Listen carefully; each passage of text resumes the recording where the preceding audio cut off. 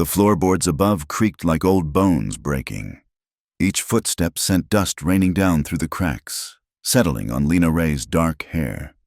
She pressed herself against the damp stone wall of the root cellar, counting heartbeats in the darkness. 3 days now. 3 days since Ward Canning's men had dragged her from her father's funeral and locked her beneath the old stable. The cellar stank of rot and horse droppings that had seeped through the boards over decades. Rats scurried in the corners, their eyes gleaming red when they caught what little light filtered through. Lena's wrists were raw from the rope, though she'd managed to work them loose enough to move her hands. Not that it mattered much. The heavy oak door above remained bolted shut, and the walls were solid limestone. "Miss Ray?" The voice drifted down like poisoned honey. Ward Canning. She'd know that voice anywhere, smooth as fresh butter but cold underneath. "I trust you've had time to reconsider my offer." Lena stayed silent. Her throat was parched, lips cracked. They'd given her water once a day, just enough to keep her alive, just enough to keep her talking. Eventually. The footsteps circled above. "Your father was a stubborn man. Lena, look where it got him." A pause, the scrape of a match. She could smell cigar smoke seeping through the boards. 6 feet under, and for what pride?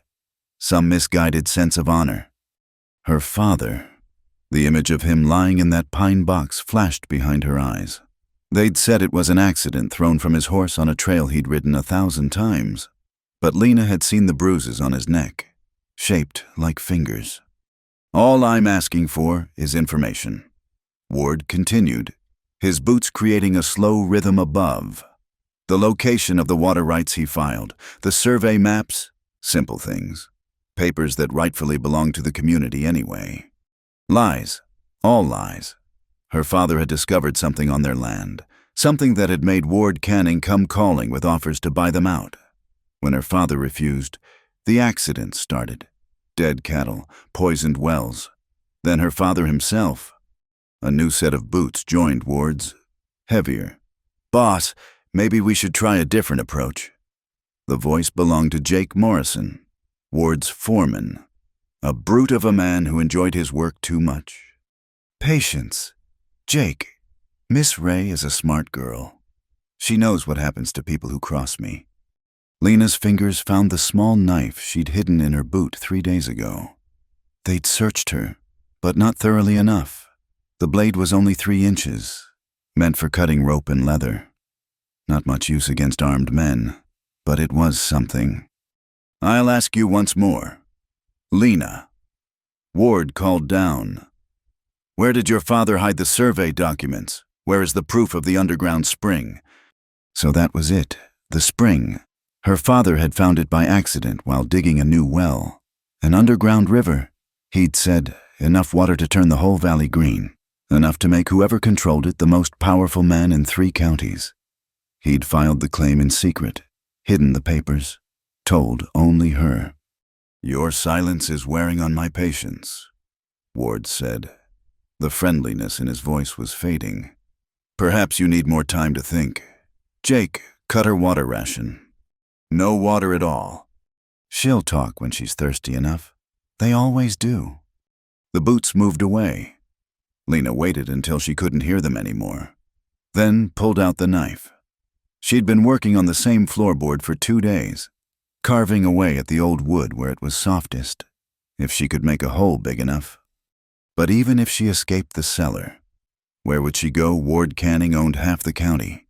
The sheriff was in his pocket. The judge, too. Her father had been the last holdout, the last man who wouldn't sell or be scared off. She thought of the paper hidden in her father's tobacco tin, buried beneath the old cottonwood where they used to picnic. Ward could tear the whole ranch apart and never find it. Only she knew, only she could give him what he wanted. And she'd die before she did. The rats grew bolder as darkness fell. One crept close enough to sniff at her boot. Lena didn't move. She'd learned that sudden movements made them scatter, and their scurrying brought the men to check on her. Better to stay still. Better to let them think she was broken. Somewhere above, a horse whinnied. Not one of Ward's she'd learned their sounds, This was different. A stranger. Maybe. Or just her mind playing tricks. 3 days in the dark could do that to a person. She closed her eyes and tried to remember sunlight. Her mother's garden before the fever took her. Her father's laugh before it turned to worry lines and sleepless nights. The ranch as it used to be, when the wells ran clear and the grass grew tall. "I'm sorry, Papa," she whispered to the darkness. "I'm trying to be strong." The knife slipped, nicking her thumb. She sucked at the blood, tasting copper and dirt. Tomorrow she'd try again with the floorboard. Tomorrow she'd be one day closer to escape or death, whichever came first. Above, the strange horse whinnied again. Closer now. Lena pressed her ear to the wall, straining to hear. Hoofbeats, or just her heart, hammering against her ribs like a caged bird. Ward had said she'd break. They always do, he'd said. But Ward didn't know her. Didn't know that Ray women were forged from harder stuff than most. Her grandmother had fought off claim jumpers with nothing but a shotgun and nerve. Her mother had birthed 3 children alone on the prairie, only one surviving. Lena was the last of the Ray line, the last keeper of her father's secret, and she'd keep it until her bones joined his in the ground. The darkness pressed in, thick as tar, but somewhere in that blackness, she thought she heard her name carried on the wind, not Ward's voice, someone else, someone who sounded like they were searching. She gripped the knife tighter and waited. In the morning, Ward would come again with his threats and promises. In the morning, she'd have to be strong again.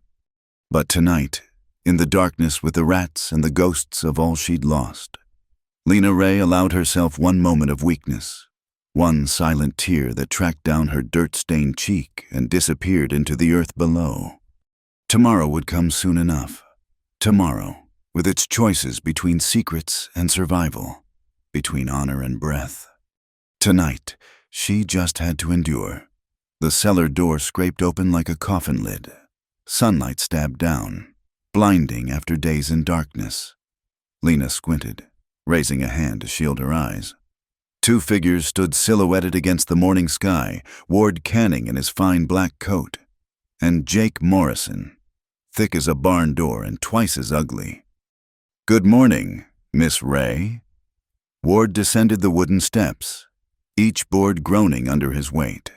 He carried something in his hands, a leather pouch that jingled with promise. "I trust you've had time to reflect on your situation." Jake remained at the top, rifle cradled in his arms. Always the rifle with him, like it was part of his body. Ward reached the bottom and stood before her, close enough that she could smell his cologne trying to mask the stench of the cellar. He was a handsome man, she supposed. The kind of handsome that fooled good women into bad marriages. Sharp jaw, silver at his temples, eyes the color of winter ice. "You look poorly," he observed, tilting his head. "When did you last eat?" Lena didn't answer. Her tongue felt swollen, useless. 2 days without water now. Maybe 3. Time blurred down here. Ward sighed like a disappointed father. "This stubbornness serves no one, least of all you." He opened the pouch, letting gold coins spill into his palm. They caught the light, gleaming like tiny suns. $500, Lena. Enough to start fresh anywhere. California, Oregon, anywhere far from here. The gold meant nothing, not compared to what he really wanted. "All I need," Ward continued, letting the coin slip through his fingers back into the pouch, "is the location of your father's survey maps, the documentation for the water rights, simple papers that will help save this entire valley." "Save it!" The words scraped out of her throat like broken glass. "You mean steal it?" Ward's eyes hardened. "Your father was selfish, keeping that water to himself while good people's cattle die of thirst, while families pack up and leave because their wells run dry." He leaned closer. "That underground river could irrigate 1,000 acres, could turn this dust bowl into paradise, but only if someone with vision controls it." "Someone like you." "Someone exactly like me." He straightened, brushing dust from his coat. I have the resources, the connections. The railroad men in Denver are already interested. This could become the agricultural center of the territory. Lena forced herself to meet his eyes. My father knew what you'd do with it. Charge folks for what God gave free. Squeeze them dry as the land. Business, Miss Ray. Simply business. Ward paced the small cellar. Boots clicking on stone. Your father never understood that. Always talking about community, about sharing. Noble ideas for a noble fool. Don't you dare. What? Speak truth about a dead man? Ward spun to face her. He's gone. Lena, buried 3 days now. His noble ideas died with him. All that remains is you, sitting in filth, protecting papers that do no one any good. Jake called down from above. Boss, rider's coming. About a mile out. Ward cursed under his breath. Who? Can't tell, but they're moving fast. Double the watch. I don't want anyone near this place. Ward turned back to Lena. Where were we? Yes. Your father's misguided principles. He pulled out a folded document from his coat. I took the liberty of having my lawyer draw up a bill of sale. Sign this. Tell me where the survey is hidden. And you walk out of here today with gold in your pocket and your life intact. My life, Lena laughed, a harsh sound that hurt her throat. Like my father's life. Ward's face showed nothing. Your father's death was unfortunate. A riding accident. These things happen on the frontier. Accidents, yes, like our cattle dying, like our well being poisoned. Coincidences. Ward set the document on the ground beside her, along with a pen. The offer stands for exactly 10 more minutes. After that, he shrugged. Well, this cellar has held secrets before. It can hold one more. The threat hung in the air like smoke. Lena understood. Sign or disappear. Talk or die. Just like her father. Water, she whispered. Give me water and I'll consider it. Ward studied her for a long moment, then nodded to Jake. Bring a canteen. Half full. Jake disappeared. Ward continued pacing, speaking more to himself than her. Do you know what your father told me the last time we spoke? He said the water belonged to the land, not to any man. Pretty words. But words don't drill wells or build irrigation channels. Words don't bring prosperity. Jake returned with the canteen. Ward took it, knelt beside Lena. Small sips, he advised, holding it to her lips. The water was warm, metallic, but it was the best thing she'd ever tasted. She drank greedily until Ward pulled it away. Now then, the documents. Lena wiped her mouth with the back of her hand. I need time. To remember. Papa hid them well. Time. Ward stood, leaving the canteen just out of her reach. You have until sunset. Jake will stay here to keep you company. Perhaps his methods of persuasion will prove more effective than mine. Jake grinned, showing tobacco-stained teeth. Be happy to help the lady remember, boss. Nothing permanent, Ward warned. She's no use to us dead. Course not, just a little encouragement. Ward climbed the stairs, paused at the top. Sunset, Miss Ray, after that, I wash my hands of you. He disappeared into the light. Jake came down slowly, like a cat stalking a mouse. Just you and me now, girl, and I ain't nearly as patient as the boss. He pulled out a knife, larger than hers, the blade worn from use. Your daddy was a tough old bird. Took a lot of encouraging before his accident. Wonder if you got his spine. Lena pressed against the wall.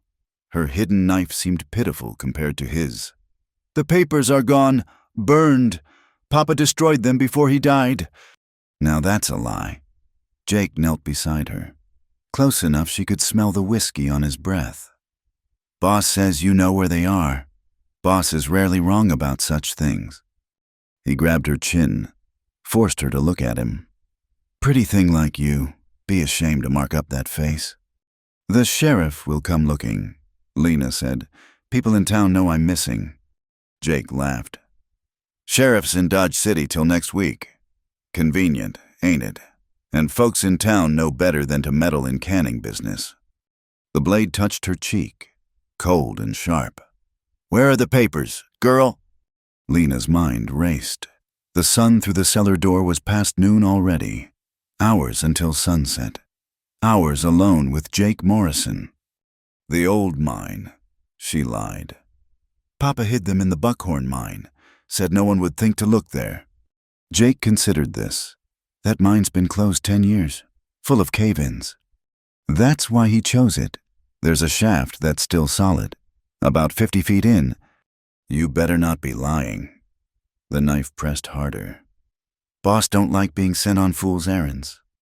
"I'm not lying." She met his eyes, praying he'd believe her. The Buckhorn mine was a death trap.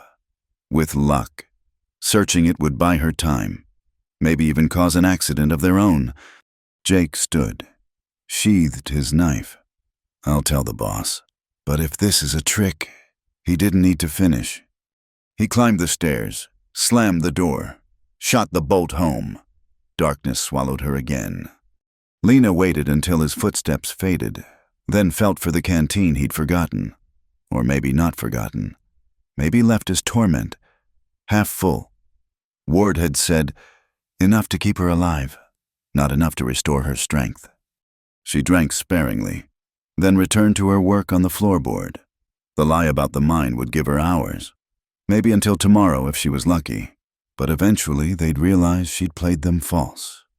And then Jake would return with his knife and his grin, and Ward would wash his hands like Pilate, and she'd join her father in the ground with their secrets intact but meaningless.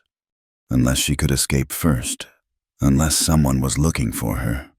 She carved at the wood, her small knife biting deep, and tried not to think about sunset, tried not to imagine what methods of persuasion Jake Morrison had in mind. The water helped, her thoughts cleared, sharpened. The documents weren't in any mine. They were safe where only she could find them. And if she died here, they'd stay hidden forever. But dying wouldn't help her father. Dying wouldn't bring justice. She needed to live, needed to escape, needed to find someone, anyone, who wasn't in Ward Canning's pocket. The knife slipped, scoring a deep groove in the board. It was working, slowly, painfully, but working. Another day, maybe 2, and she'd have a hole big enough to squeeze through. If she had another day, if sunset didn't bring the end of Ward's patience and the beginning of Jake's cruel work. Somewhere above, horses moved, men shouted. The business of the ranch continued while she rotted below like a secret too dangerous to let live. But Lena Ray had her mother's steel and her father's stubborn streak.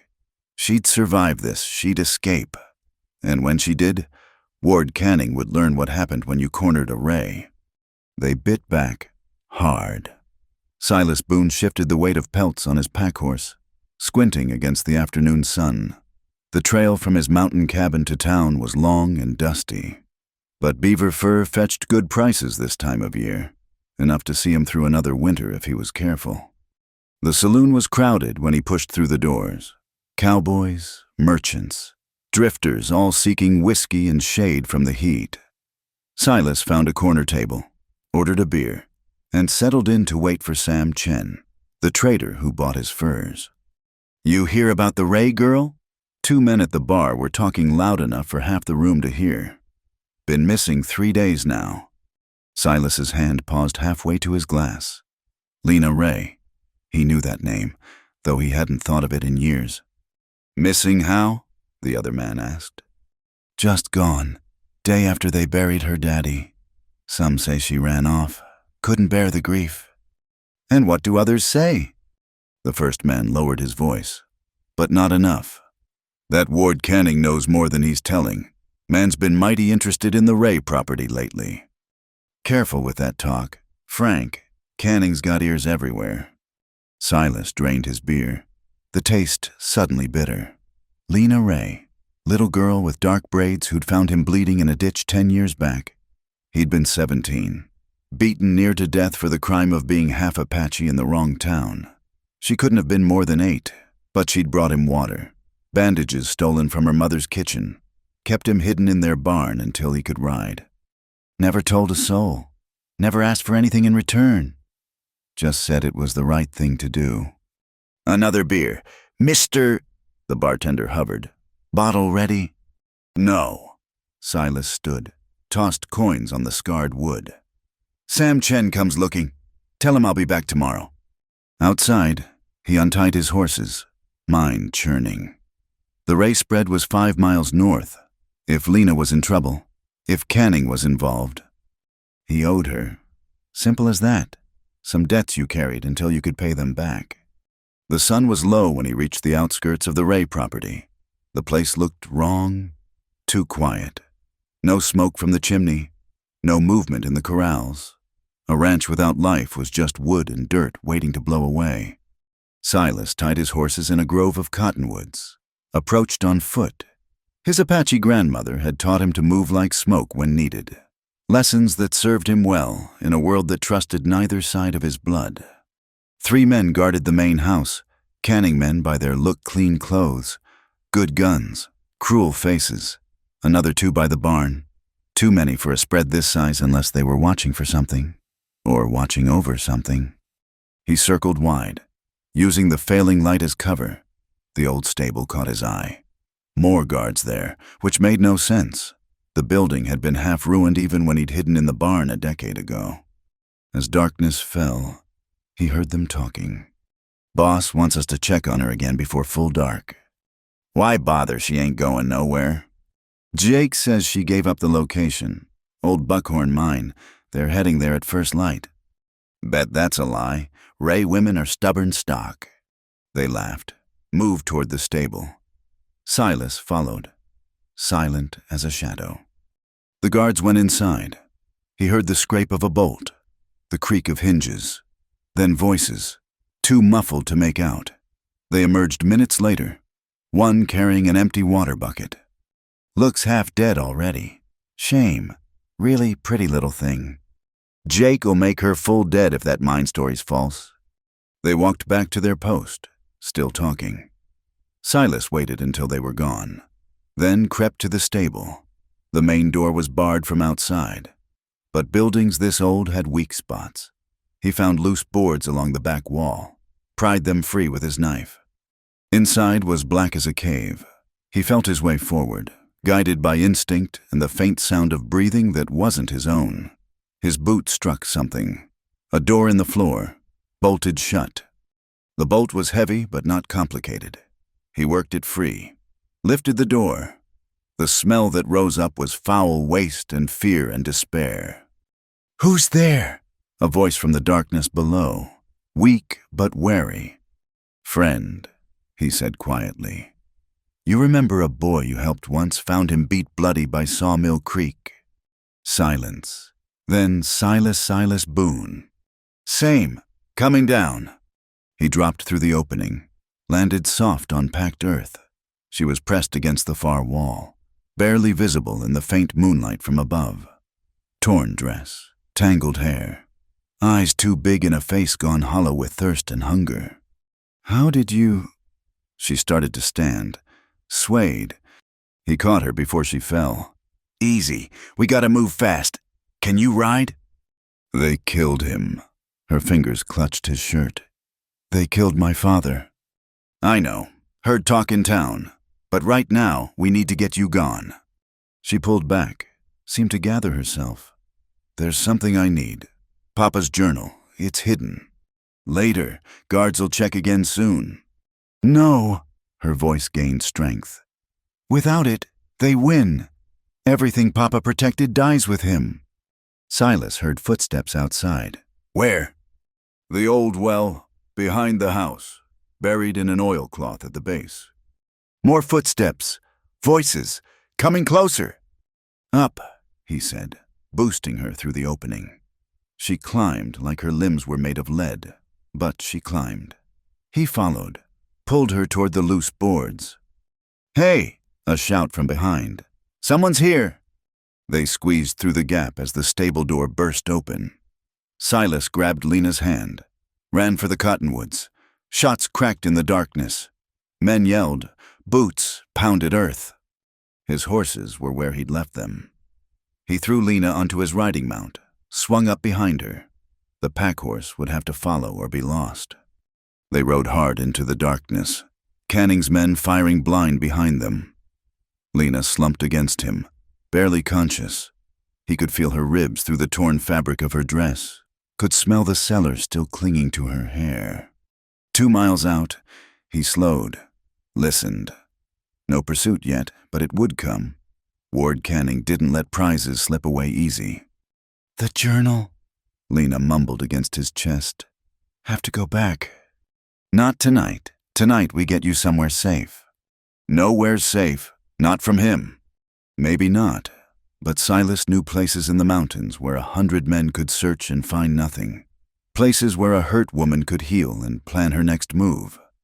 He turned his horse toward the high country. Behind them, torches bloomed like angry stars around the ray spread. Searching, hunting. "Thank you," Lena whispered. "Again." "No need. Debt's not near paid yet." She was quiet for a long moment. Then, "They'll come for us. Let them come. Mountains got their own justice." The pack horse had followed. Smart animal. Silas's cabin was a day's ride, but there were caves closer where they could rest.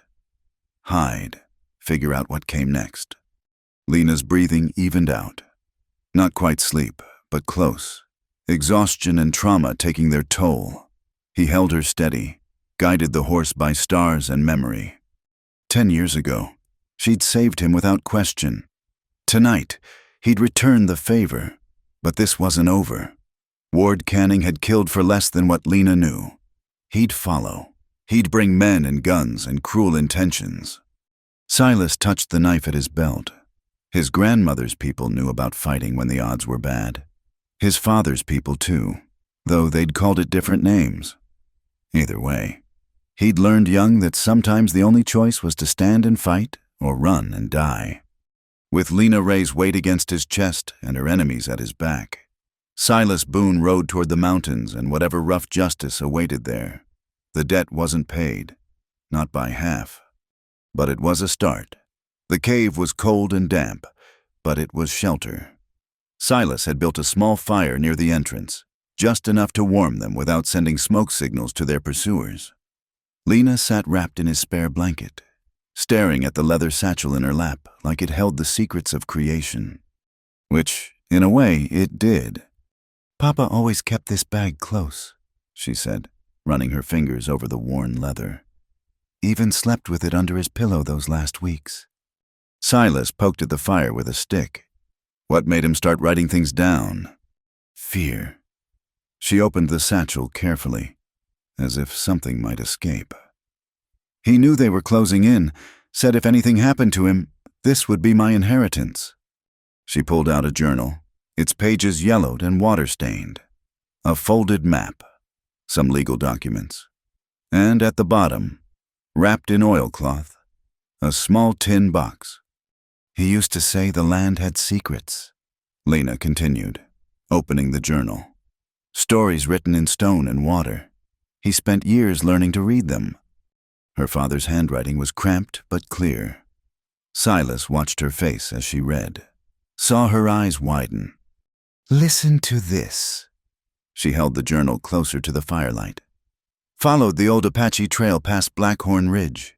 The stones there tell a story, water flowing underground for centuries, maybe longer. The limestone caves channel it, keep it hidden from the sun. Found the source today. It's bigger than anything I imagined." She turned pages, reading quickly. He mapped it all, the underground river, where it runs, where it could be tapped. "Look," she showed him a detailed drawing. "The whole aquifer system. It runs under half the valley. That's what Canning wants." "It's more than want, it's survival." Lena set the journal aside, picked up the tin box. "The last 5 years have been dry. Wells failing, cattle dying, families leaving. But whoever controls this water controls everything. Papa wanted to share it, build a system of wells and channels that everyone could use, like the old Spanish missions did." She opened the tin box. Inside were more papers, official looking, But Canning wants to own it all. Sell water to desperate people at desperate prices. Silas understood. Water was life out here, more valuable than gold, more necessary than guns. Men had killed for less. These are the original survey documents, Lena explained, handling the papers carefully. Filed with the territorial office, but never recorded locally. Papa knew the county clerk was in Canning's pocket. So Canning doesn't know they exist. He suspects. But without these, he can't prove the water's exact location, can't file his own claim. She refolded the papers, returned them to the tin. Papa died protecting this. Outside, a coyote howled. Silas tensed, listening. Just an animal. Not a signal, not yet. We can't stay here, he said. Come dawn, they'll have trackers out, good ones. Where then? My cabin's another day into the mountains. Harder to find, but that's just buying time. Canning won't give up. Lena stared into the fire. I could run, take the stage to Denver, catch a train east, disappear. Could, but you won't. She looked at him sharply. How do you know? Same way I knew you wouldn't leave me to die 10 years back. It's not in your nature to run from what's right. Right got my father killed. Wrong killed your father. There's a difference. She was quiet for a long moment. Then, there's another way. These documents, if the territorial governor saw them, if the newspapers knew what Canning was planning, you'd need to get to Denver alive. Canning's got men at every stage stop, every train station. Then we go around them, through the mountains. Silas considered. It was possible, dangerous, especially with winter coming on, but possible. You know what you're asking, that's 200 miles of hard country, Apache territory, some of it. You're half Apache. Doesn't that help? Sometimes it makes things worse. He stood, checked the horses. But there might be a way. Trade routes I use, paths most whites don't know. Take maybe 2 weeks if the weather holds. And if it doesn't? Then we find out how tough Ray women really are. She stood too, the blanket falling away. Even in the firelight, he could see the bruises on her arms, the gaunt hollows of her face. 3 days in that cellar had marked her, but there was steel in her spine still. I need to wash, she said. Is there water nearby? Stream about 50 yards down, but... I know. Be careful. I will. She took the canteen and disappeared into the darkness. Silas added wood to the fire, checked his rifle. The night was quiet, but that meant nothing. Quiet could hide a dozen threats. He thought about the journal, the maps, the secret that had killed Samuel Ray. Water enough to save the valley or make one man rich beyond measure. Such a simple thing. Water. Until you didn't have it, then it became everything. Lena returned, her face and hands clean, her hair pulled back. She looked younger clean, more vulnerable, but her eyes were hard as flint. Tell me about these trade routes, she said, settling back by the fire. He told her about the old paths between the peaks, the hidden valleys where a careful man could move unseen, about the Apache bands who might trade safe passage for goods, and those who wouldn't, about the Mexican traders who ran goods up from Santa Fe, avoiding the main roads and the taxmen. It's not an easy journey, he finished, even without Canning hunting us. Nothing about this is easy. She pulled the journal out again, traced a finger over her father's writing. He wrote something here, near the end. Water finds its way, no matter how deep you bury it, how hard you try to contain it. Water finds its way to where it needs to be. Your father was a philosopher, a dreamer, but maybe that's the same thing. She closed the journal, held it against her chest. He believed the land belonged to everyone, that its gifts shouldn't be hoarded. Noble idea, gets people killed, but noble. You think I'm foolish trying to fight Canning? Silas shook his head. I think you're your father's daughter. Can't be helped. She almost smiled. First time he'd seen anything close to that since pulling her from the cellar. And you, what's your stake in this? You paid your debt when you got me out. Maybe I got my own reasons for disliking men like Canning. Such as... He was quiet for a while, poking at the fire. My mother's people lived in this valley long before any white man. They knew about the underground river, called it the Heart Water, because it kept the land alive. When the Spanish came, then the Mexicans, then you Americans, that knowledge got lost, or taken. But you know, enough. He looked at her across the fire. Your father wasn't the first to find it, just the first in a long time to find it and want to do right by it. So help me get to Denver. Get these papers to someone who can stop Canning. Already decided that question is what happens after. You think Canning'll just accept losing man like that holds grudges? You'll never be safe in this valley again. Lena clutched the journal tighter. This is my home. My father's buried here. My mother, too. Dead don't care where you live. Only the living got to worry about that. She turned away, but not before he saw the tears. He let her cry. Sometimes that was all you could do, let the grief run its course like water finding its level. When she was done, she wiped her face with her sleeve. You're right, but I'm not leaving until Canning pays for what he's done, legal or otherwise. Fair enough, but first we get to Denver alive. Rest now. We ride at first light. She curled up near the fire, the journal under her head like a pillow. Silas kept watch, rifle across his knees. Somewhere in the darkness, hunters were coming, but they'd have to find them first. And these mountains didn't give up their secrets easy. Water finds its way. Samuel Ray had written, well, maybe his daughter would too, with a little help from a man who owed her more than just his life.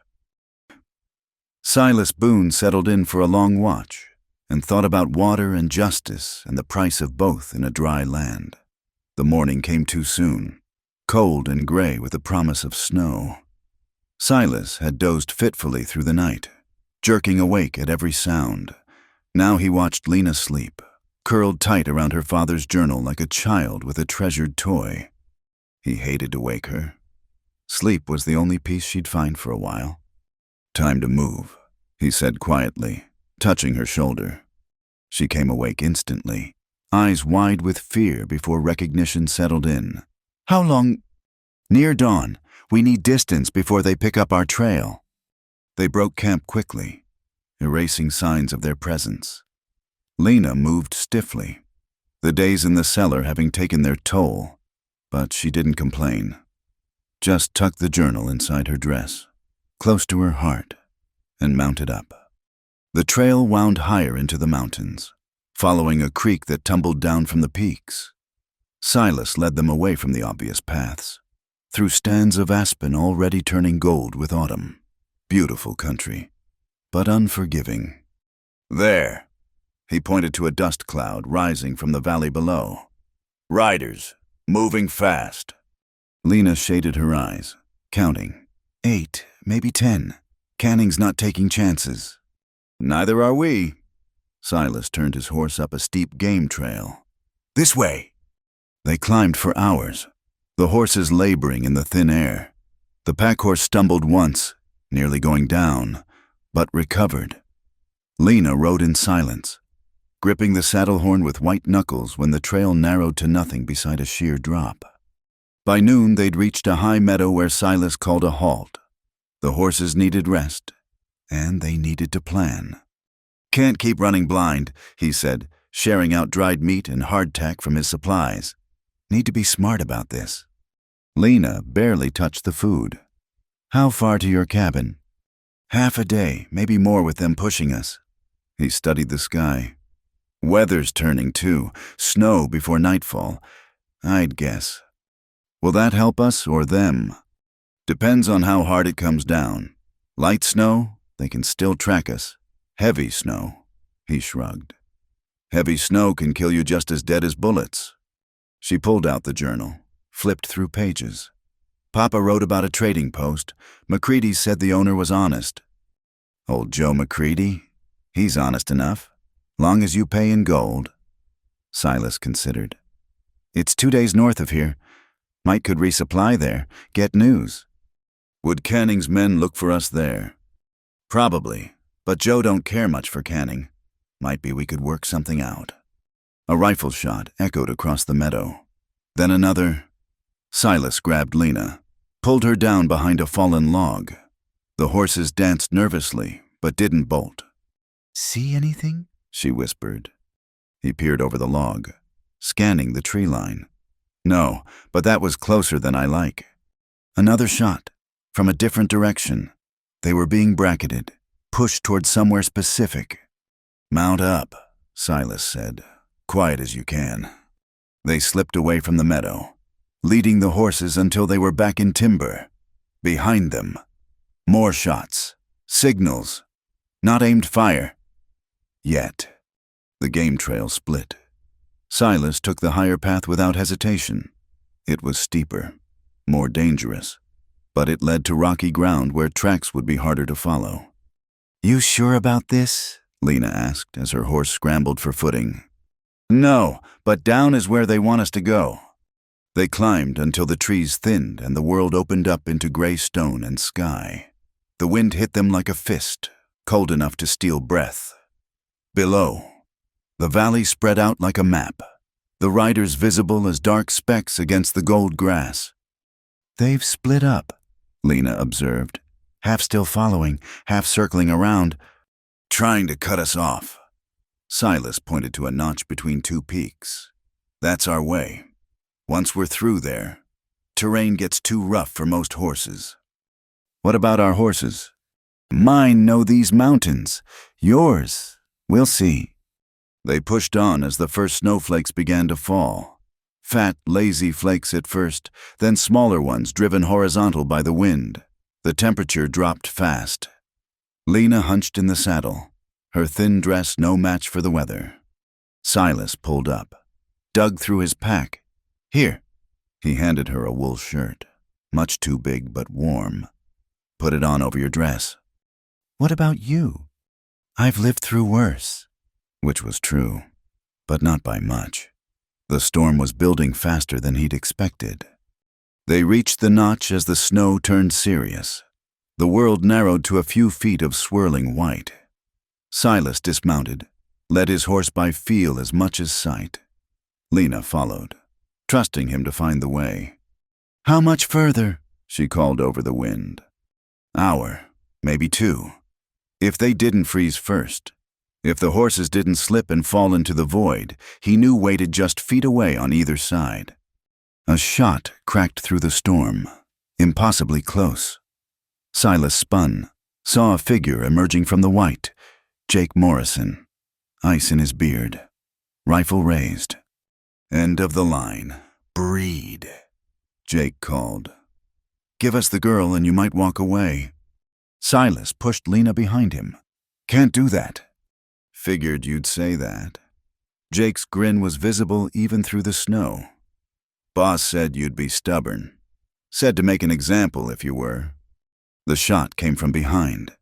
Silas heard it, felt the wind of it pass his ear. He turned to see another rider, then another. They'd walked right into the ambush. Nowhere to run. Jake said, Storm's got you pinned as good as walls. Silas counted 3 men that he could see.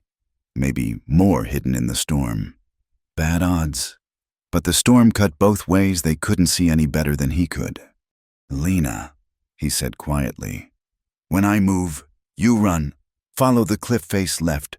Don't stop for anything. I'm not leaving you. Not your choice. He moved fast, drawing and firing in one motion. Jake dove for cover. Silas grabbed Lena, shoved her toward the cliff. Go! She ran. He turned back, firing at shapes in the snow, trying to buy her time. A bullet caught him in the shoulder, spun him around. He kept his feet, kept shooting, even as the white world tilted and swayed. More shots, men shouting. The hammer clicked on an empty chamber. Silas fumbled for cartridges with numb fingers, knowing he was too slow, too late.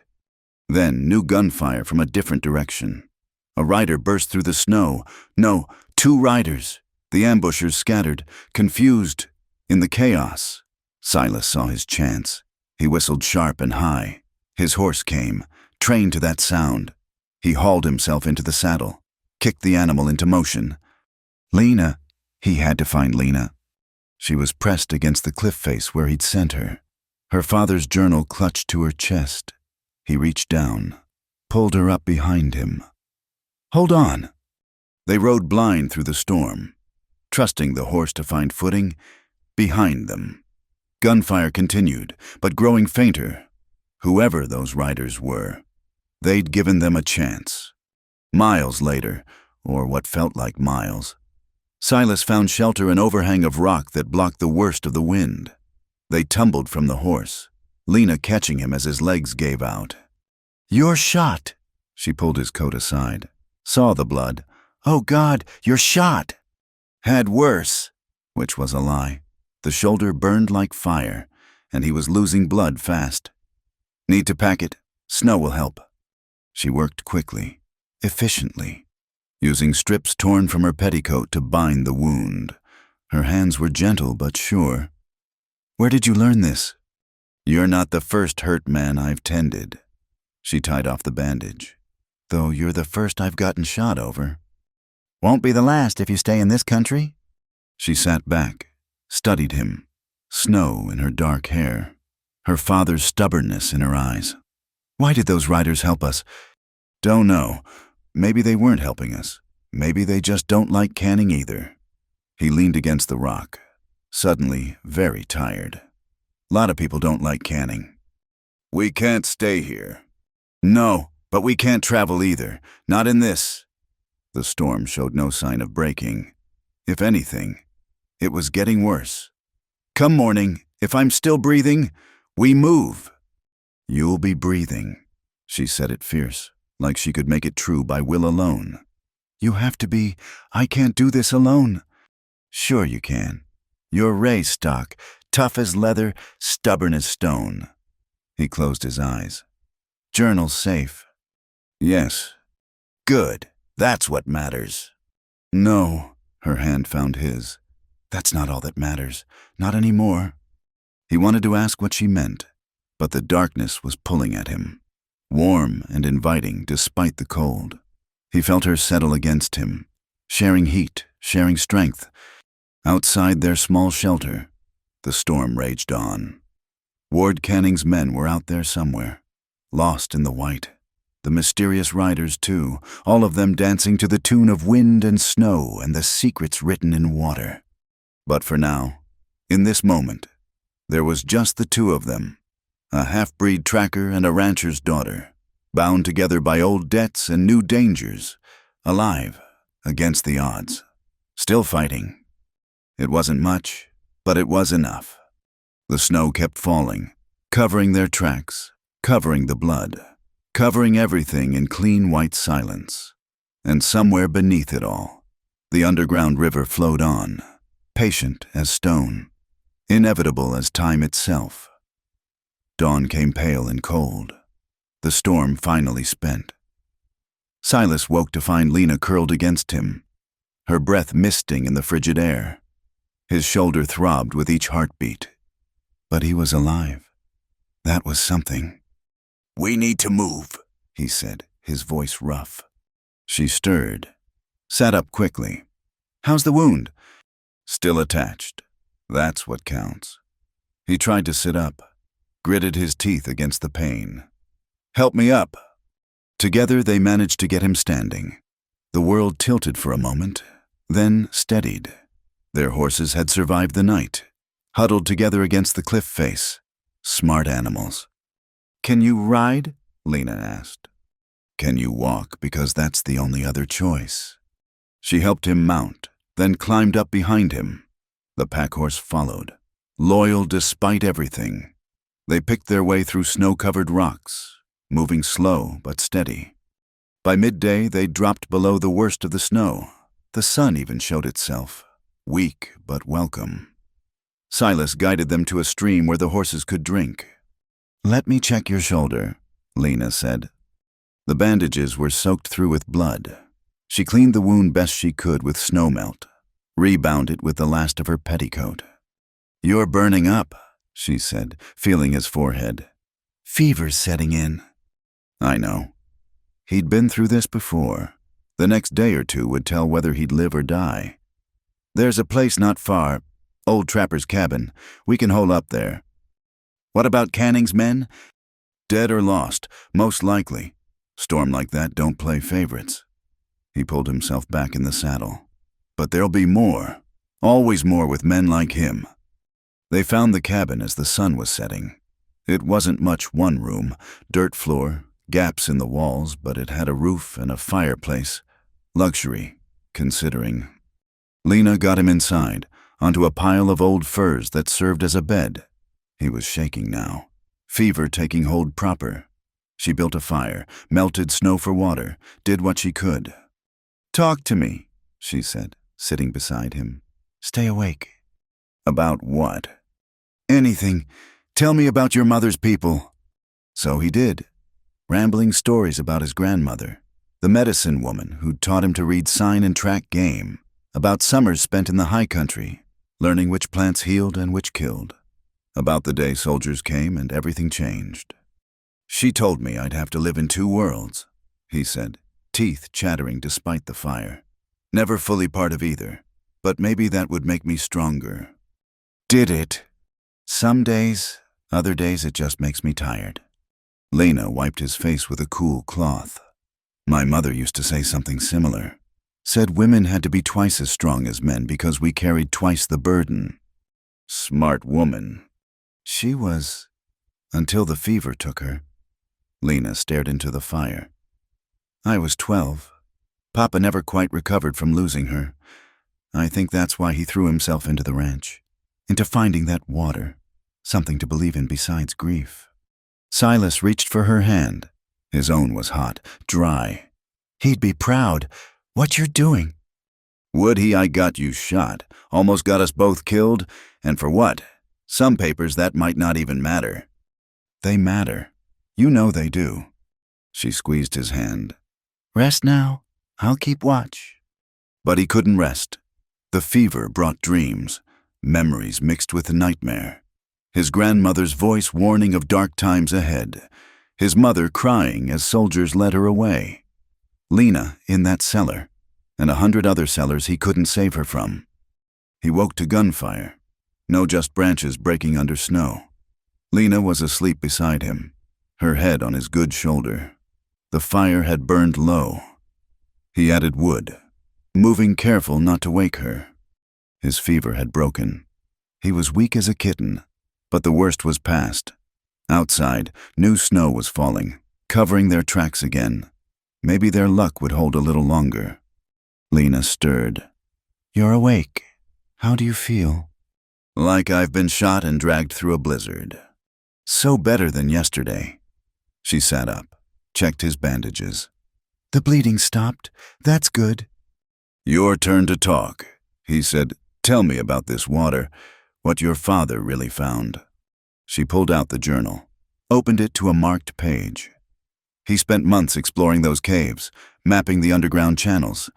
"Look here." She showed him detailed drawings.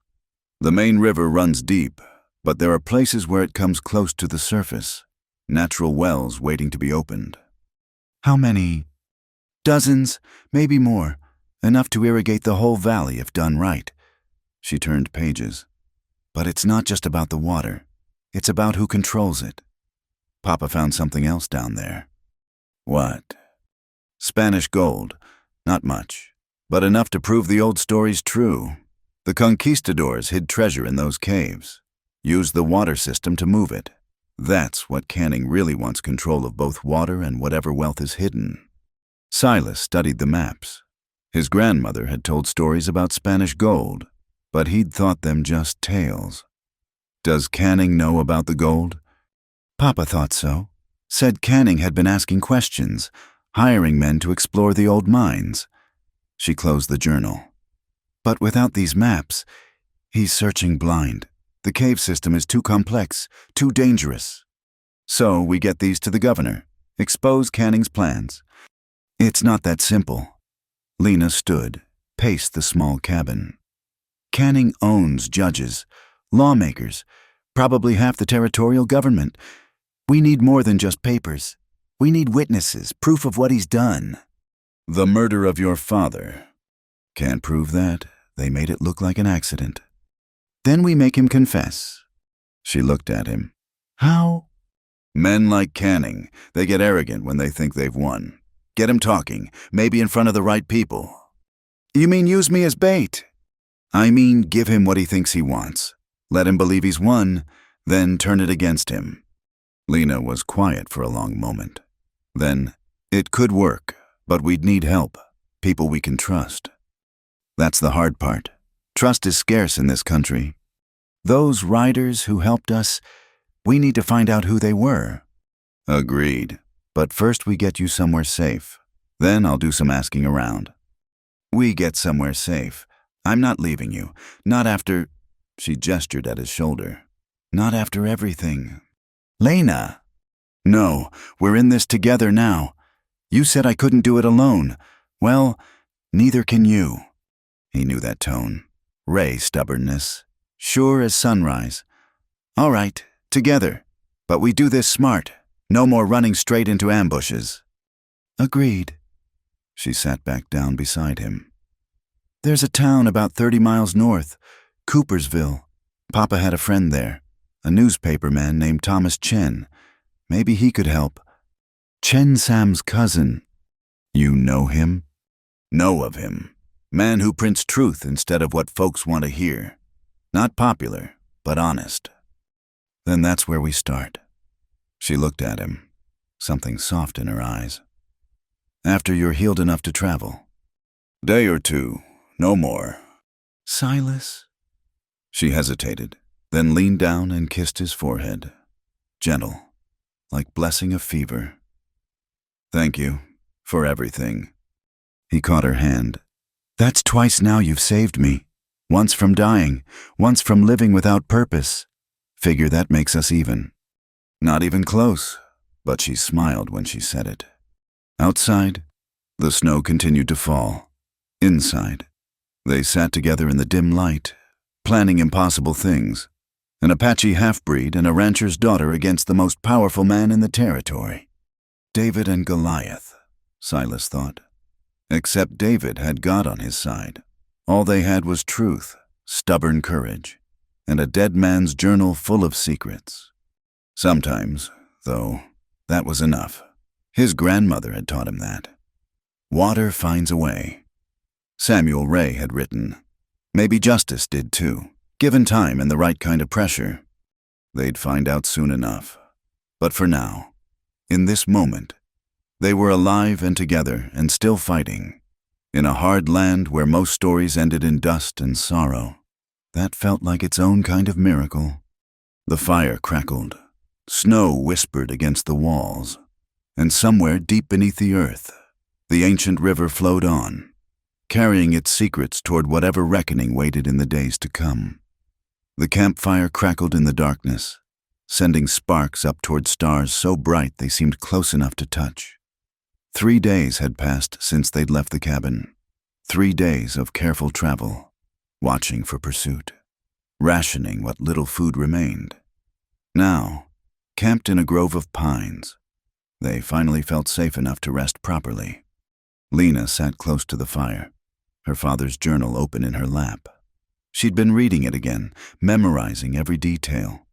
Silas watched her from across the flames, noting how the firelight caught in her dark hair, how her brows drew together when she concentrated. Listen to this, she said suddenly. Papa wrote, "The water remembers. Every path it's taken, every stone it's carved, every life it's touched. We think we can own it, control it, but water owns itself. It just lets us borrow for a while." Your father had a poet's soul, Silas said, adjusting the bandage on his shoulder. The wound was healing, but still tender. He did. Mama used to tease him about it. Lena smiled at the memory. Said he could find meaning in a fence post if he stared at it long enough. Not a bad trait. World needs people who look deeper. She closed the journal, held it against her chest. I've been thinking about what you said, about making Canning confess. But there's something else. She looked up at him. I don't just want justice for Papa. I want to honor what he believed in. The water should belong to everyone, like he planned. Noble goal. Hard to achieve. Everything worth doing is hard. She set the journal aside, moved to sit beside him. That's what Mama used to say, usually when I was complaining about chores. Silas smiled. My grandmother said something similar, except she'd add a switch to the back of my legs to drive the point home. Tell me more about her, your grandmother. He leaned back against a log, remembering. She was small, no bigger than you, but fierce. Had to be. She lost her parents young, raised herself mostly, learned the old ways from anyone who'd teach her. Plants, tracking, reading weather, how to survive when the world turns against you. Is that what she taught you? That and more. How to walk between worlds without losing yourself? How to find water in dry land? How to read people as well as tracks? He poked at the fire with a stick. She knew change was coming, tried to prepare me for it. Did it work? Some days I think so. Others, he shrugged. Others I feel lost as anyone. Lena was quiet for a moment. Then, I feel lost all the time now, ever since Papa died, like I'm playing a role I don't know the lines for. You're doing fine. Am I? She pulled her knees to her chest. I got you shot. I'm running from men who want me dead. I'm carrying secrets that could get everyone I care about killed. That doesn't feel like doing fine. You're alive. You're fighting. That's more than most manage. She turned to look at him. Why do you believe in this? In me, you could have left after getting me out of that cellar, paid your debt and gone. Silas met her eyes. Maybe it's not about debt anymore. Then what? He was quiet for a long moment, choosing words careful as picking a trail through thorns. My grandmother once told me that people come into our lives for reasons. Some to teach us, some to test us, some to show us who we really are. Which am I? Haven't figured that out yet. He smiled slightly. But I aim to stick around until I do. She smiled back, then surprised him by leaning against his good shoulder. I'm glad. I don't think I could do this alone. They sat in comfortable silence, watching the fire die down to coals. The night sounds of the forest surrounded them, owl calls, rustling leaves, the distant howl of wolves. Peaceful sounds to Silas's ear, natural, unlike the violence that pursued them. We should reach Coopersville tomorrow, he said eventually. Need to be careful how we approach. Canning might have men there. I've been thinking about that. We can't just walk in. But what if we sent someone ahead? Someone they wouldn't suspect? Who did you have in mind? She sat up. Those riders who helped us? We need to find them anyway. Maybe they could scout the town, see if it's safe.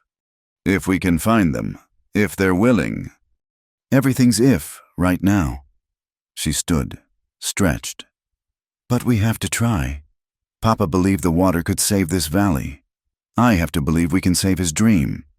Silas stood too, testing his shoulder. Still sore, but functional. All right, we find these mysterious riders. Then we see what Thomas Chen can do with your father's journal. But Lena, he caught her arm gently. If this goes bad, if we have to run, we run together or not at all. That's not what I... Yes, it is. She faced him fully. You're thinking of some noble sacrifice. Get me to safety while you hold them off. I know how men think. It's practical. You're the one with the information, the one who matters. Stop. She put a hand on his chest. You matter too. To me. So no noble sacrifices. We both survive this or neither of us do. The intensity in her voice caught him off guard. When did you get so fierce? When they locked me in that cellar. When I thought I'd die in the dark without ever fighting back. Her hand fisted in his shirt. I won't be helpless again. And I won't lose anyone else. She stopped, looked away. Anyone else who's helping me. Silas covered her hand with his. All right, no sacrifices. We fight together. Promise. I promise. She nodded, stepped back. We should sleep. Long day tomorrow. They bedded down on opposite sides of the dying fire. But Silas noticed she placed her bedroll closer than previous nights. Not quite touching, but close enough to reach if needed. Silas? Her voice came soft in the darkness. Yeah. What your grandmother said about water finding its way? Do you think that's true for people too? That we end up where we're meant to be? He thought about it. About a scared child bringing water to a beaten boy. About that same boy pulling that same child from a cellar 10 years later. About all the paths that had led them to this moment. Maybe, or maybe we make our own way, and meaning comes after. Which do you believe? Both, neither. He smiled in the dark. Ask me again when this is over. When this is over, she repeated, like a promise or a prayer. Sleep came eventually, bringing dreams of water and gold and Lena's fierce eyes. Silas woke once to check their surroundings, found everything quiet. Lena had shifted in her sleep, one hand stretched toward where he lay, reaching even in dreams. He settled back down, watching stars wheel overhead. Tomorrow they'd enter Coopersville. Tomorrow the real danger would begin. But tonight they had this a quiet moment between storms, a connection neither had expected but both had needed. His grandmother would have understood. People came into your life for reasons. Sometimes to save you, sometimes to be saved, sometimes just to remind you that you weren't alone in a hard world. Whatever reason had brought them together. Silas was grateful. The debt that had started this was long paid. What kept him here now was something else. Something that felt like water finding its natural course after being dammed too long. He reached out, let his fingers barely touch hers. She didn't wake, but her hand turned, fingers curling around his. Tomorrow would bring what it brought. Tonight, this was enough. The fire died to embers. The stars continued their ancient dance, and two people who'd started as strangers slept side by side in the wilderness, hands linked across the space between them, while somewhere far below the earth, the hidden river flowed on toward its destiny. The courthouse in Coopersville stood 3 stories tall, red brick and white columns trying hard to look important in a town of mostly wood and adobe. Silas and Lena stood across the street, watching the morning crowd gather. Word had spread fast Thomas Chen's newspaper had done its work. There's more people than I expected, Lena said, gripping the journal tight. Chen's got influence, and folks are tired of Canning's games. Silas scanned the crowd. But some of these people are his. Stay close. They'd arrived in town 2 days prior, made contact with Chen through careful intermediaries. The newspaper man had read the journal, seen the maps, understood immediately what was at stake. Within hours, he'd begun spreading word a special town meeting, evidence of corruption, justice for Samuel Ray. Now the moment had come. He's here, Silas said quietly. Ward Canning's carriage pulled up to the courthouse, black lacquer gleaming in the sun. He stepped out wearing his finest suit, silver watch chain catching the light. Jake Morrison followed, along with 2 other men, all armed. He doesn't look worried, Lena observed. He owns half the people here, thinks he owns the other half. Silas touched her elbow. Remember the plan. Let Chen present the evidence first. You speak only when Judge Parsons asks direct questions. And if Parsons is in Canning's pocket, then we go to Plan B, which is run like hell. Despite everything, she smiled, comforting. They entered through a side door Chen had indicated. The main courtroom was already packed, voices rising in anticipation. At the front sat Judge Parsons, an older man with sharp eyes and careful movements. Beside him, the town sheriff, another question mark in their dangerous equation. Chen met them inside, his printing-stained fingers clutching a folder of documents. Miss Ray, Mr. Boone, are you ready? As we'll ever be, Lena said. Canning's lawyer is already objecting to the whole proceeding, says it's irregular, without standing. Chen's mouth tightened. But public pressure is strong. The judge has to at least listen. They took their places. The crowd quieted as Judge Parsons banged his gavel. "This is not a trial," Parsons announced. "This is an inquiry into certain allegations regarding property rights and the death of Samuel Ray, Mr. Chen. You've requested this hearing. Present your information." Chen stood, cleared his throat. "Your Honor, 3 weeks ago, Samuel Ray died under suspicious circumstances. His daughter was subsequently imprisoned against her will by Ward Canning. We have evidence." "Objection," Canning's lawyer, a thin man named Morse, jumped up. "These are baseless accusations against an upstanding member of—" "This is not a trial. Mr. Morse."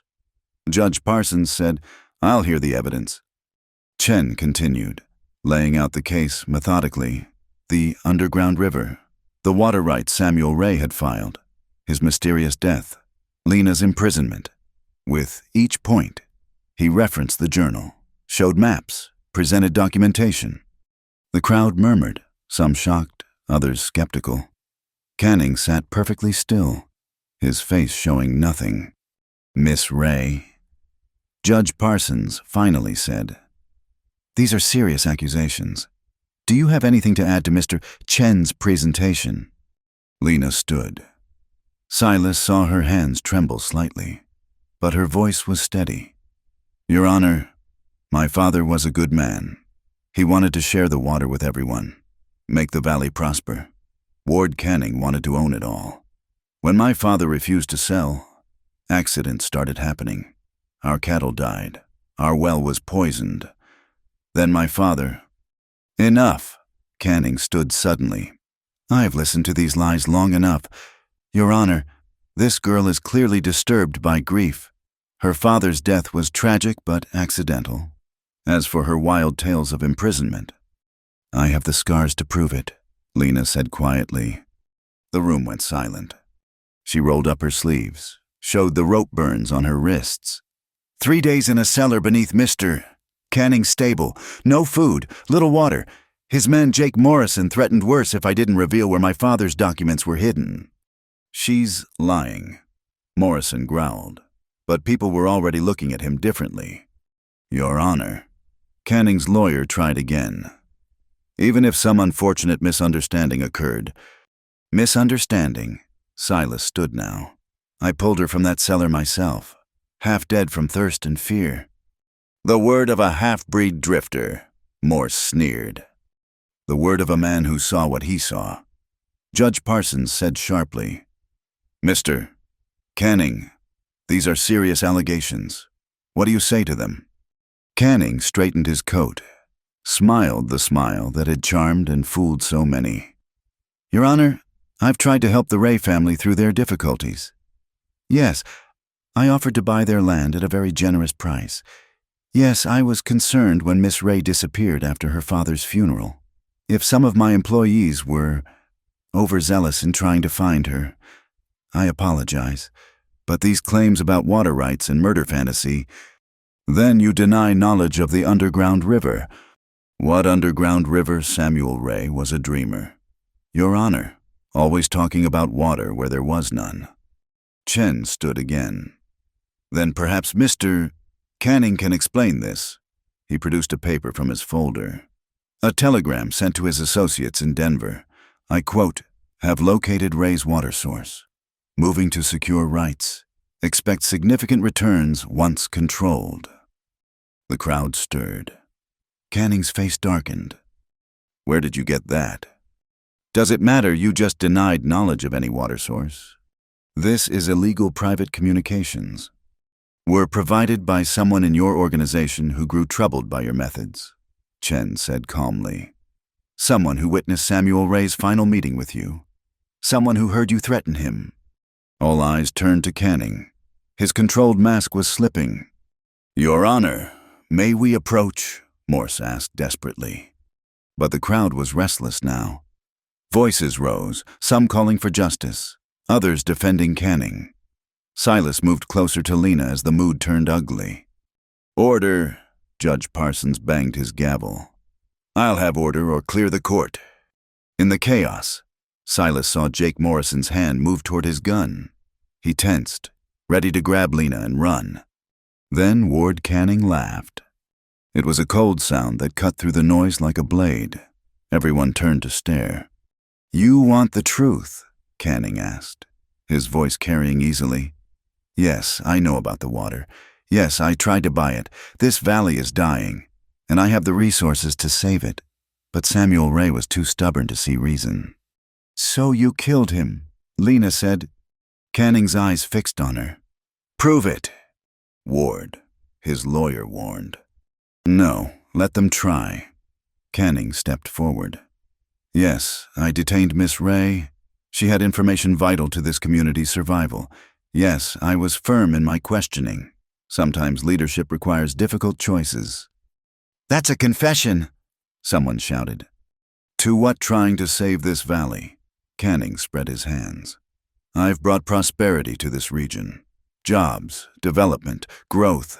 What has the Ray family brought? Secrets, selfishness. They'd rather let that water sit untapped than share it." "We wanted to share it freely," Lena said. "You want to sell it." "Because that's how civilization works, little girl. Resources have value. Development costs money." He turned to address the crowd. "Who here hasn't benefited from my investments? Who hasn't had work from my projects?"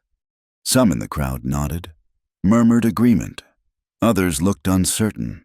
The town was splitting before their eyes. Judge Parsons raised his gavel. "Mr. Canning, regardless of your intentions, you've admitted to unlawful detention. Sheriff, I believe." "Now hold on, Judge." The sheriff stood slowly. "Seems to me this is all a bit hasty. Maybe we should investigate further before—" "You mean wait until Canning pays you off?" Chen interrupted. The sheriff's hand went to his gun. "Watch your tongue, Chinaman." Everything happened fast then. Morrison drew his weapon. Silas pushed Lena down, went for his own gun. Someone in the crowd screamed. But before shots could be fired, the main doors burst open. A group of riders entered, led by a woman with steel-gray hair and harder eyes. "That's enough," she announced. "Everybody hold still." "Mrs. Garrison," Judge Parsons said, "this is a closed proceeding." "Not anymore." The woman, Sarah Garrison. Silas recognized her now. Owner of the largest ranch after Canning strode forward. "I've kept quiet too long, but threatening children, stealing water from dying families. This ends now." She looked directly at Canning. "You killed my cattle last year, said it was disease, but I know poison when I see it, just like I know murder when I hear it confessed. You have no proof." "I have Samuel Ray's letters. He wrote to me before he died, told me everything. I was too cowardly to act then." She turned to Lena. "I'm sorry, child. Your father deserved better from all of us." The tide was turning. More people began speaking up stories of intimidation, suspicious accidents, wells that failed after refusing Canning's offers. The judge's face grew darker with each testimony. Finally, Parsons banged his gavel. "Enough, Ward Canning. You're under arrest for unlawful detention, conspiracy, and suspicion of murder. Sheriff, do your duty." The sheriff hesitated. Morrison raised his gun. "Don't," Sarah Garrison said quietly. Behind her, her men drew their own weapons. "My boys are excellent shots, and we outnumber you." For a moment, violence hung in the air like smoke. Then Canning raised a hand. "Stand down, Jake." "Boss." "Stand down." Morrison lowered his gun, fury clear on his face. The sheriff, seeing which way the wind blew, moved to arrest Canning. "This isn't over," Canning told Lena as the shackles went on. "Water rights are complex. Legal battles take years. You think you've won. You've just started a war." "Maybe," Lena said. "But it's a war fought in courtrooms, not cellars, with laws, not threats. My father would call that progress." Canning was led away. Morrison and his men following under guard. The courtroom erupted in chaos celebration. Argument, a town divided trying to find new balance. Silas put his arm around Lena as she sagged against him. "You did it." "We did it." She looked up at him. "But he's right. This is just the beginning." "Beginning's better than an ending in that cellar." Sarah Garrison approached them. "Miss Ray, I owe you an apology.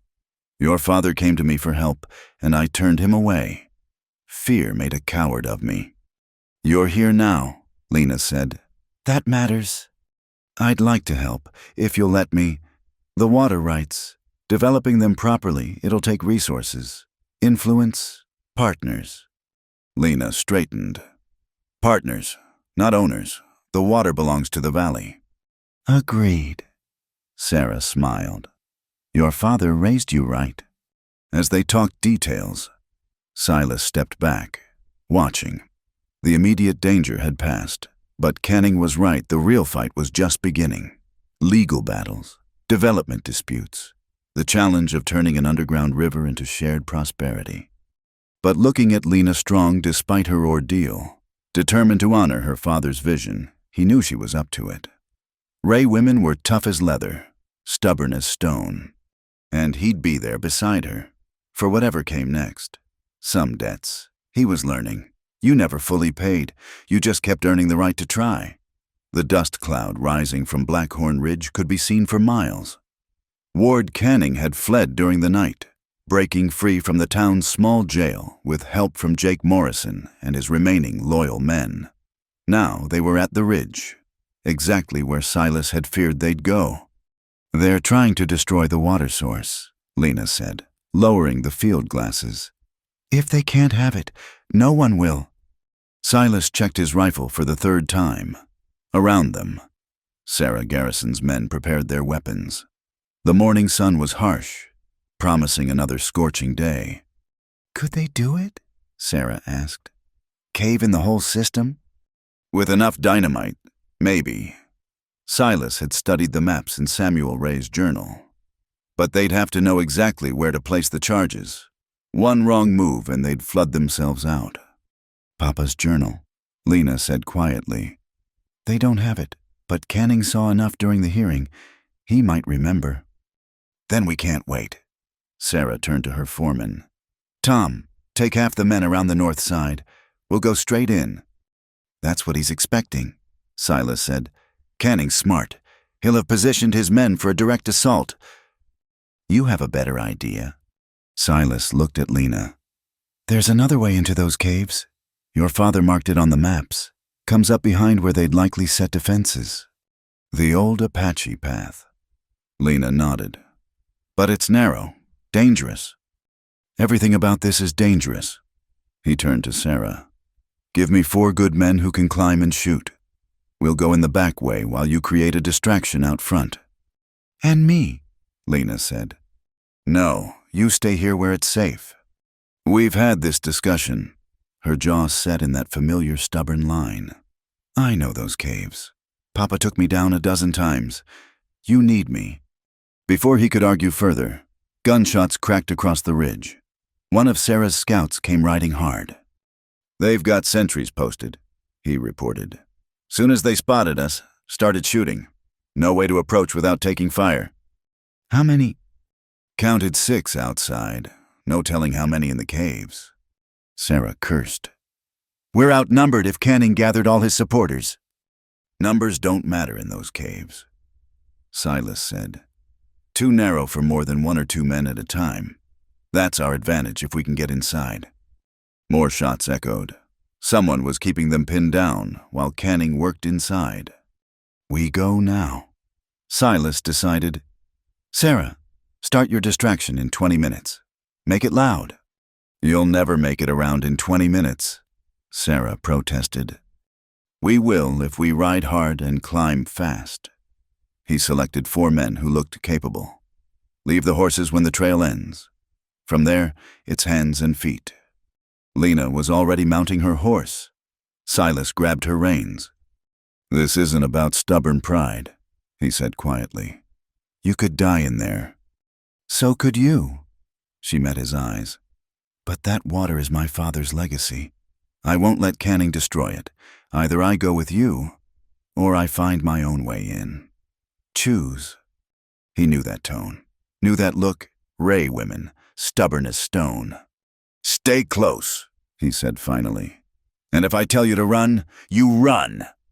They rode hard, skirting the ridge where the ground was broken enough to provide cover. Behind them, Sarah's force spread out, preparing their diversion. Ahead, the ancient trail appeared as barely a scratch on the cliff face. Leave the horses, Silas ordered. They dismounted, tied the animals where they could graze. The path up was worse than he remembered: loose rock, crumbling edges, drops that would kill if you slipped. Lena climbed without complaint, though he saw her hands bloodied from the sharp rock. The men followed, quiet and determined. Below, the first shots of Sarah's distraction rang out. They reached the hidden entrance as explosions echoed from inside the mountain. Canning had started his destruction.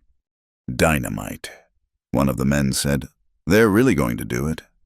Not if we stop them first. Silas led them into darkness.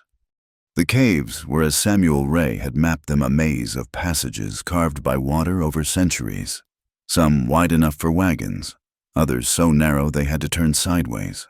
The sound of rushing water grew louder as they descended. There, Lena pointed to a side passage. That leads to the main chamber. They crept forward, guns ready. Voices echoed ahead, Canning's men arguing about where to place charges. Silas held up a hand for silence, peered around the corner. The main chamber opened up like a cathedral, stone columns reaching up into darkness. And there it was, the underground river, black water rushing through a channel carved in living rock. Along the walls, Canning's men were placing dynamite bundles. Canning himself stood at the center, Jake Morrison beside him. Even in the lantern light, Silas could see the madness in his eyes. 20 more minutes, Canning was saying. Then we blow the support columns. The whole system will collapse. Boss, maybe we should reconsider, one man suggested. If we get caught in here... Morrison's gun appeared in his hand. Anyone wants to leave, they go through me. Silas pulled back, whispered to the others. 7 men, plus Canning and Morrison. They're spread out along the walls. We take them fast, Lena said, before they can light those fuses. The moment we start shooting, they'll scatter. Some might reach the dynamite. Then we don't give them the chance. She pulled her father's pistol. Papa taught me to shoot. I won't miss. Silas studied the chamber again, calculating angles. On my signal, take out the men near the dynamite first. They positioned themselves. Silas caught Lena's eye, saw no fear there, only determination. He nodded. The attack came swift and brutal.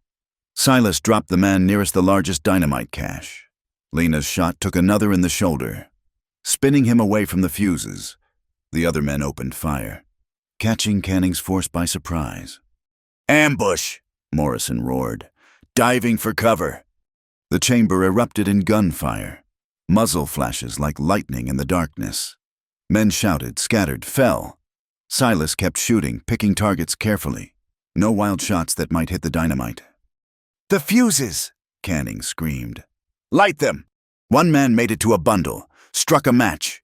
Lena's shot sent him tumbling into the black water. The current took him instantly. Morrison charged their position, gun blazing.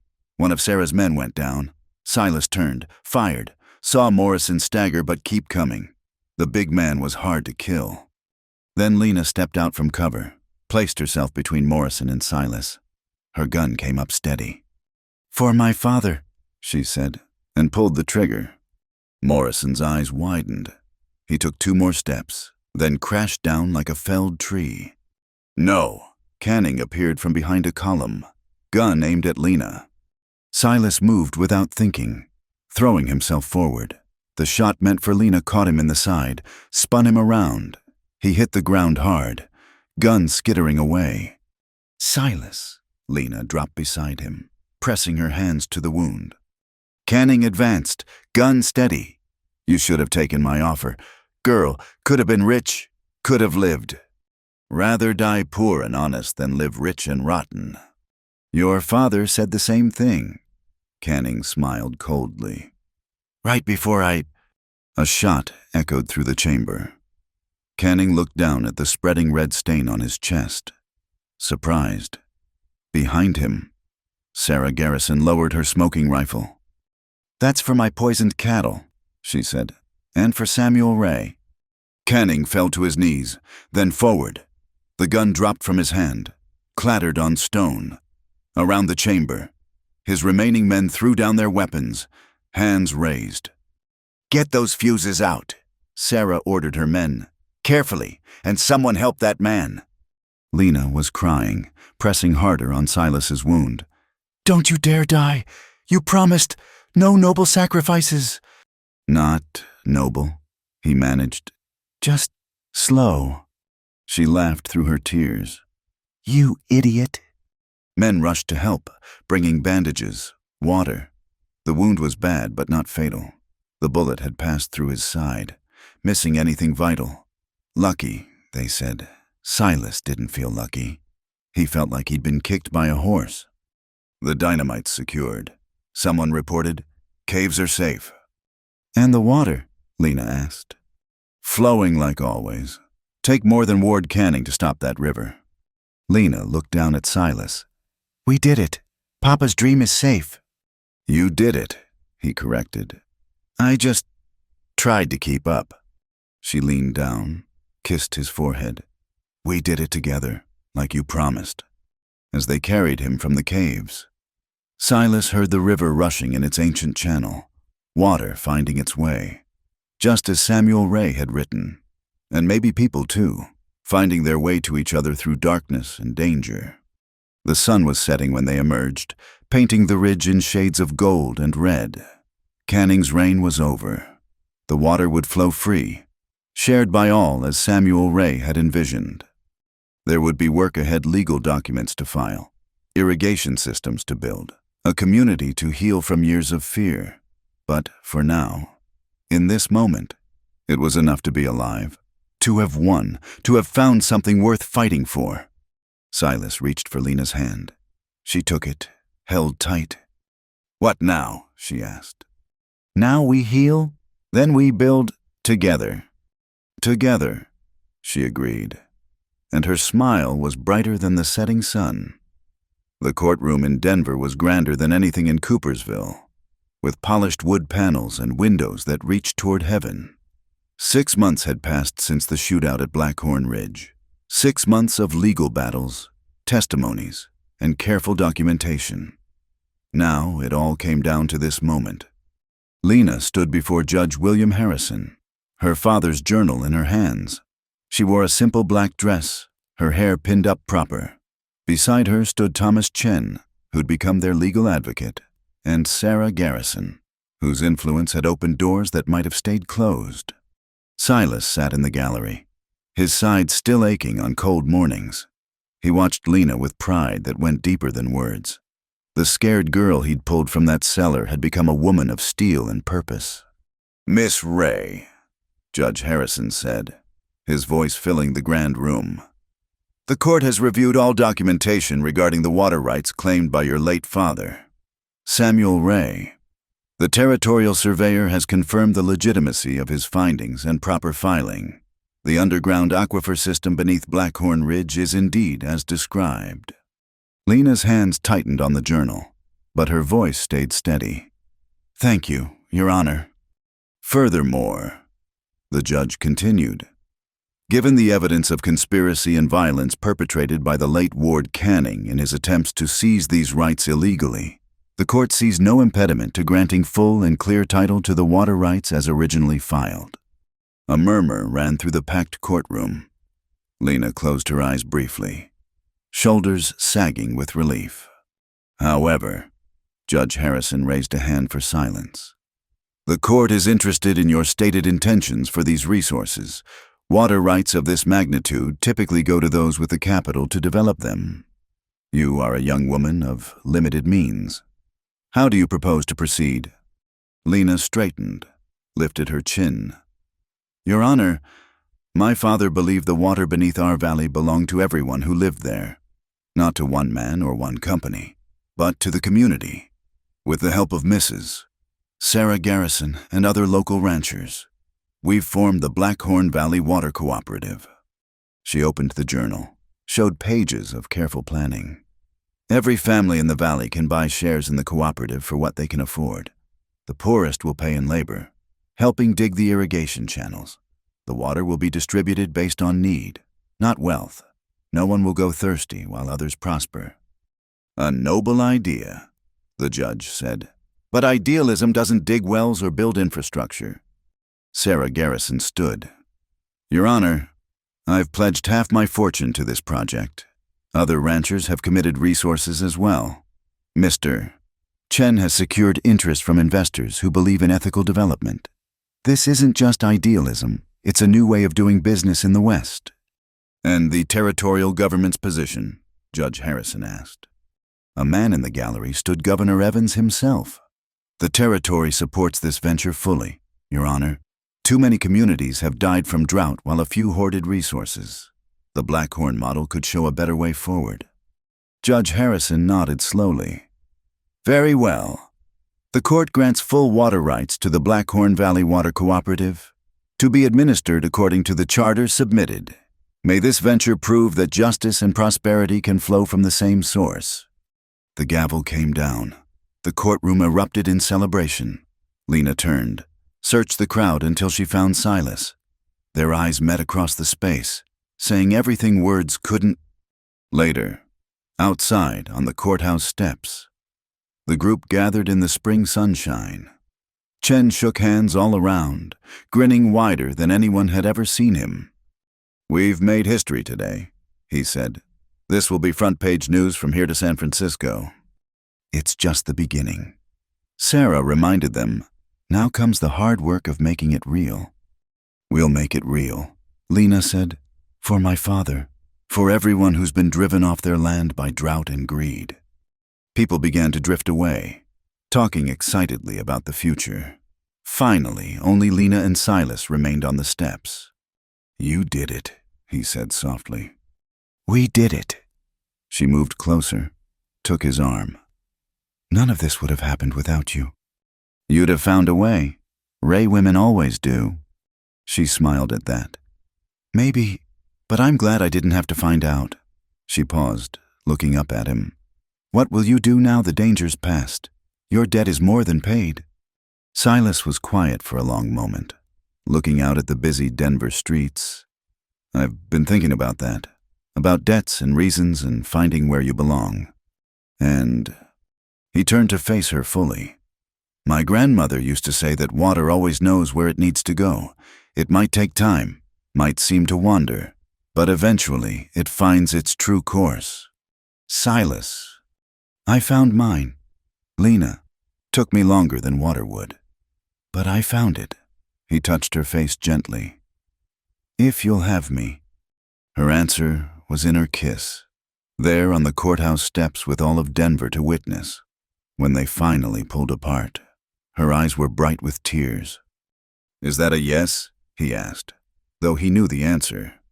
That's a yes to everything, she said, to building something together, to making my father's dream real, to whatever comes next. There's something else, Silas said. Something I've been waiting to tell you. Those riders who helped us during the snowstorm, I found out who they were. Lena's eyes widened. Who?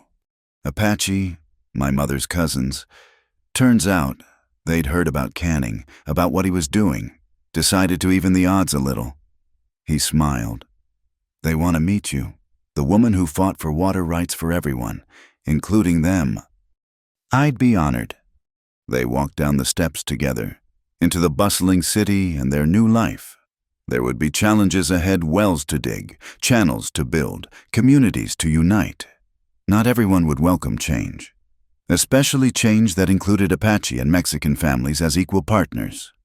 But standing there in the Denver sunshine, with Silas's hand in hers and her father's journal safe in her satchel, Lena felt ready for whatever came. The water was flowing. Justice had prevailed, and love had found its way through darkness and danger to this moment. "You know what my father wrote in his last entry?" she asked as they walked. "Tell me." "Water is patient but persistent.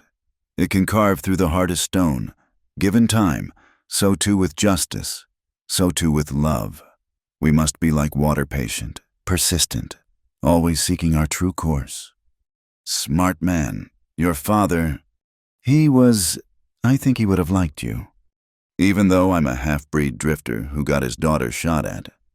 Especially then." She squeezed his hand. "He always said the best people were the ones who showed up when it mattered, regardless of the cost." They reached the hotel where Sarah had arranged rooms for them. Tomorrow they'd return to Blackhorn Valley to begin the real work. But tonight was for celebrating, for planning, for dreaming of the future they'd build together. As they climbed the hotel steps, Lena paused. "Silas, thank you." "For what?" "For showing up when it mattered. For believing in my father's dream. For not letting me face it alone." She smiled. "For being my true course." He pulled her close, kissed her forehead. "Water finds its way. Remember, I just followed where it led." "And where does it lead now?" "Home," he said simply. "To whatever home we build together." She leaned against him, feeling the solid strength of him, the promise of all their tomorrows. "I like the sound of that. Home." The sun set over Denver, painting the sky in shades of gold and rose. Somewhere far to the south, the underground river flowed through ancient channels, patient and eternal. And two people who'd found each other through danger and darkness walked into their future, ready to make the desert bloom. Water had found its way. So had they. In the end, that was all that mattered. The rest was just the beginning of their story, a story of love and justice in a hard land, of dreams made real through courage and determination, of water flowing free for all who thirsted. Samuel Ray's legacy lived on, not in hidden gold or hoarded secrets, but in the promise of shared abundance, and in the love between a rancher's daughter and a tracker who'd learned that some debts become blessings, some rescues lead to forever, and sometimes the greatest treasure is finding where you belong.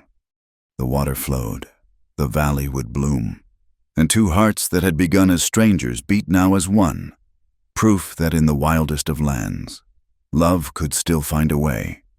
"I'll give you everything," she had cried when he first saved her.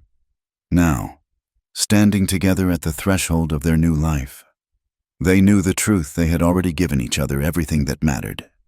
The rest was just water finding its way home. Thank you so much for listening to this Wild West love story.